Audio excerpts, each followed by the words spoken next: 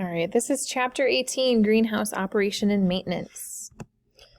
So your chapter outcomes describe the factors to consider when planning a greenhouse, list and describe greenhouse structures, recognize greenhouse components, and understand how to maintain greenhouse structures and equipment. All right, so greenhouse planning, there's a lot of factors to consider. Site location, crops to be cultivated, so what kind of plants am I going to grow? The climate, greenhouse orientation, operating costs, and market opportunities. So your site location, you're going to want to think about the physical characteristics, the drainage, soil quality, obstruction, site access, and utility access. You need water, electricity. Those are all the things to think about. And it kind of depends on the type. Like this one is showing you a high tunnel with plants. So the soil in the ground there is a big factor because it's directly on the ground that they're growing the plants. You want a level site. You're going to have you might need some slopes on the floor just for drainage, but for the most part you want it to be fairly level. There's also several greenhouses or greenhouse range. Do not place on peaks or in valleys. And if you have them in low areas, you might have some issues with drainage. So in the image, it says new greenhouse construction with expanse of level floor in view. Concerns with placing greenhouses in low areas. You have improper circulation, cold air settles in low areas. Greenhouses will require more heat, costing more money. They are also at risk for standing water. All right, drainage and soil quality. You must have soil below the gravel. pH, the soil pH of 5 to 7 is ideal. That's kind of in that neutral range. Soil should hold nutrients and water. Soil contributes to plant growth, and soil supports foot and equipment traffic. Some obstructions. You could have large stones and rocks, trees, buildings, recreational sites. This one in the image, it says new greenhouse construction with concrete wall and open framing. So it's kind of it looks like a lean-to situation that they're building here. Nearby utilities. So I need to have electricity, possibly fuel for my heat, natural gas, or propane. And it also talks about water. It could be well, retaining pond, or city water system, which also should be tested to know what's being put on your plants. Also road access. If I'm going to be open to the public, am I going to have easy access for people to come and go? Could be an issue if it's built near a roadway or a highway. And also, airports could be a problem too. Crops to be cultivated. So I need to figure out what I'm going to grow. What's the economic value? Is it something that's going to be purchased? Are people going to want to buy it? That's going to kind of determine what greenhouse type you would have. The climate. What's a general weather pattern in our area? So for us, we live in a cold climate. Let's be honest. If you guys are in here, you would notice in the springtime, as the snow melts, it kind of slides off the top of the greenhouse here. So we actually have a system that is kind of self-regulated. It's set for a certain temperature, and it'll open up the ridge and the side in order to, increase or decrease, I should say. It'll decrease when it opens. Crops should match your climate. You do have to think about maximum and minimum temperatures, the amount of rain, wind, extreme weather we get, and then droughts or heavy rains. So if you're a climate too, you have bodies of water affect the climate. Number of hours of daylight are also going to affect it. When they talk about greenhouse orientation, they're talking about positioning it on the site. Where is it going to be located? It's going to affect the amount of sunlight, the heating and cooling efficiency. You want to maximize the most sunlight that you possibly can. Increase plant growth, and then create higher profits because you're using less heat then. You also, it says, general orientation rules. Above 40 degrees north latitude, run east to west. Below 40 degrees north latitude, run north to south. Ridge and furrow greenhouses run north to south. Head houses place at north end of north to south orientated greenhouses. So, greenhouse orientation, we're still on that one. Should not open to prevailing winds. So you wouldn't want ours to open to the northwest wind. Could actually, depending on the material it's made out of, it could basically rip the top of it off. Ventilation equipment should face away from those prevailing winds. Cooling equipment should face prevailing winds. Operating costs are going to vary by location. You have some different factors like your fuel costs, property taxes, labor, and transportation. Market opportunities: locate close to target market. This is going to reduce shipping costs, reduce customer costs, and protect crops from damage. Also, you need to think about the number of competitors you have. If there's a lot of greenhouses in the area, you might have to make yourself unique.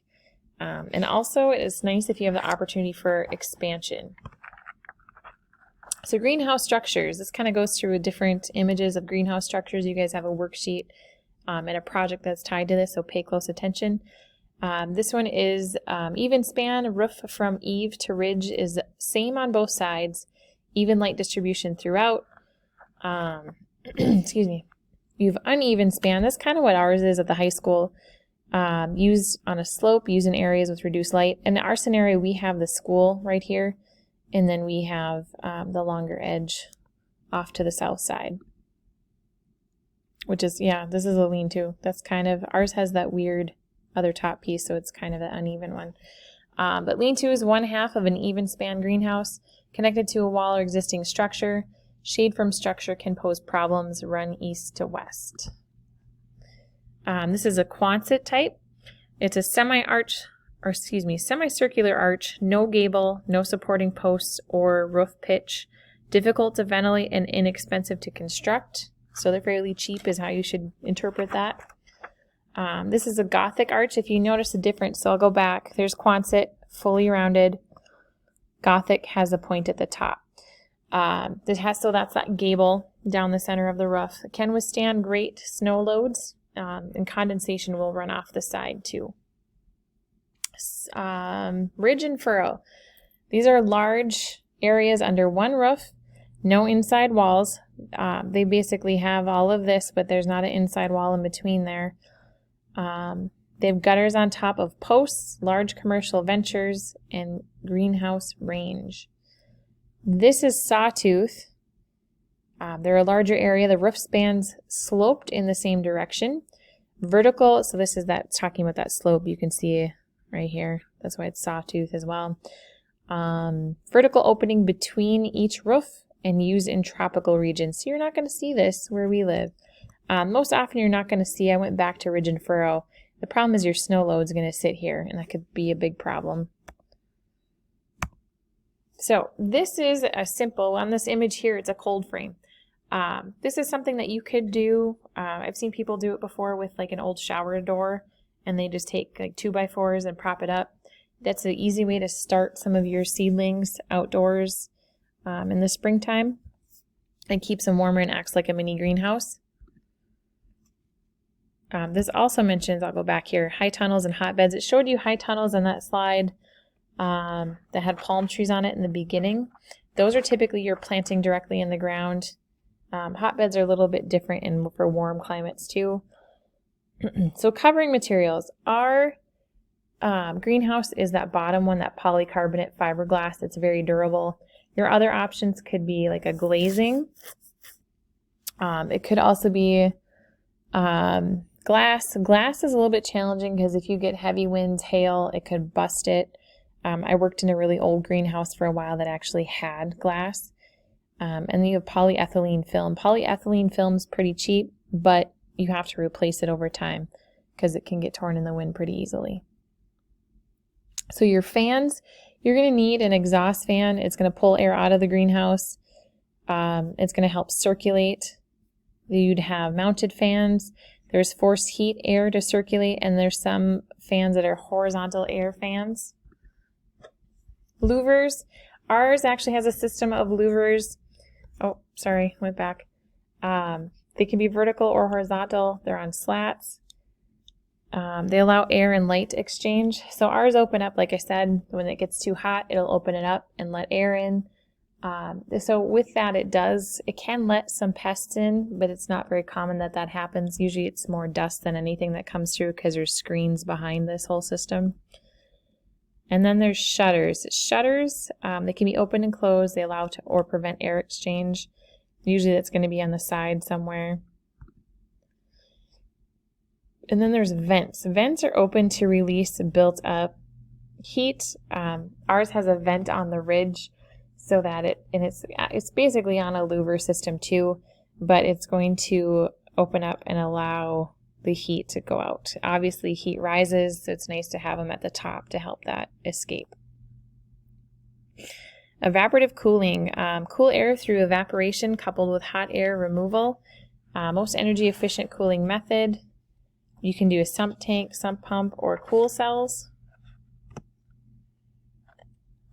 Heating system. You can have hot water, infrared, stemmed heating, and then forced air. So ours has a forced air. It also has concrete slab infloor heat, which is kind of more natural to plants. They're used to the soil warming up before and being consistent before the air temperature warms up. For the floors, you could have standard concrete. So it's very common. It's durable, doesn't drain, so you need to have a floor drain somewhere. Porous concrete permits drainage, prevents puddling and weed growth.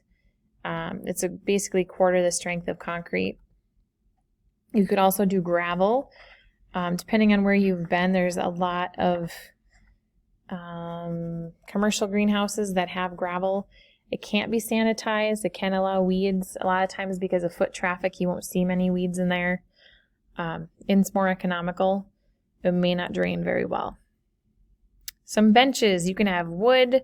There's lots of different options on here. You should have something that is treated, like green treated lumber, so that it will, resist warping and rotting. You can have concrete. They are permanent. You basically need to provide drainage. They can be easily sterilized, and they are low maintenance. You can do plastics. Over time, plastics is going to, it could rot in the sun. It's always exposed to the sun. They're easy to sanitize. They're prefabricated, lightweight, moved easily. Irrigation. So this is adding water to your plants. This is actually showing you a hydroponic system here in the picture. You can do overhead watering, hand watering, overhead sprinklers, drip irrigation, water trays and saucers, or boom irrigation. They also have the options of sub-irrigation, flood floor, trough system, ebb and flood, and then capillary mats. We talked about some of these previously. The trough system is kind of similar to the other ones where you just basically flood a trough, set your trays in it, let them soak up the water, and then move them elsewhere. Some other equipment, you can have thermostats, humidistats. You can, make sure that things are running correctly. Ours has a thermostat, and it's basically set to control and open when it gets too hot. You could also have extra lights depending on what you're trying to grow. Ours does not. Ours actually has lights just so that if you're in here in the wintertime and it's 5 p.m., you can turn the light on so you can see what you're doing. There's shade cloth. Shade cloth is going to help from burning some of your nursery size plants, those young plants, so they don't dry out. It's going to protect those photosensitive crops. Can also be used to preserve heat depending on what you're doing. And then there's fertilizer injectors. This is some fancy equipment that I don't have. We basically do all of our fertilizing by hand, but you can have a system set up to automatically fertilize for you. And then there's weather stations. Our weather stuff is all automated on the wall in the system. If you didn't have that and you had big greenhouses, you might want to have something else besides just the system itself. Structural maintenance. Obviously, you have to check for rot on any wood. You have to look for disease, insects like termite damage. Metals, you're going to have to look for any rust. And plastic, inspect sturdiness and support. Over time, it will deteriorate. So if there's glass, so the greenhouse covering materials, if there's glass, look for broken panels. Polycarbonate is good for 10 to 20 years. We have had to replace a panel in ours because of a lawnmower launching a rock. We had a big hole in it, so we had to replace it. And the film is only 2 to 3 years. So other equipment maintenance, you have to check the fans over time. The bearings could go out. They could get their fan blade itself bent, so you have to watch all that. So that is basically what you're going to watch for in greenhouse operations. Your careers they have are greenhouse engineer and greenhouse construction worker. And that is it for Chapter 18.